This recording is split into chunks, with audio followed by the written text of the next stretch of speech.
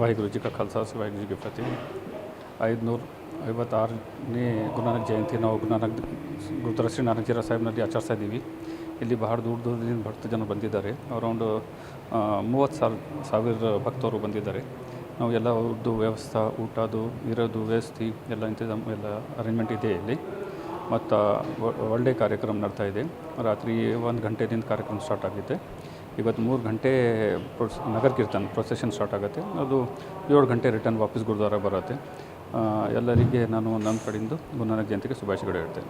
गुरुनानक जयंती के अवसर के ऊपर कुछ जैसा ब्लड डोनेशन वगैरह कुछ कैंप वगैरह कुछ किए गए इस साल नहीं ಆ ಥರ ಮಾಡಿಲ್ಲ. ಬಟ್ ಇದು ಲಂಗರ್ ಎಲ್ಲ ವ್ಯವಸ್ಥೆ ನಡ್ತಾ ಇದೆ. ಸರಿ, ಮೆರವಣಿಗೆ ನೋಡೋದೇ ಒಂದು ರೀತಿ ಚೆಂದ, ಜನ ಕಾಯ್ತಿರ್ತಾರೆ ಒಂದು ತಿಂಗಳಿರೋದ್ರಿಂದ.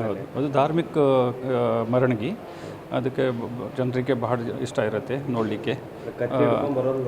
ಹೌದು ಹೌದು, ಅದು ನಮ್ಮದು ಸಭ್ಯತೆ, ಅದು ಸಭ್ಯತೆಯಿಂದ ಅದು ಆಗತ್ತೆ. ಬಟ್ ಧಾರ್ಮಿಕ ಕಾರ್ಯಕ್ರಮ ಇದೆ, ಧಾರ್ಮಿಕ ಪ್ರಕಾರ ಅದು ಆಗತ್ತೆ.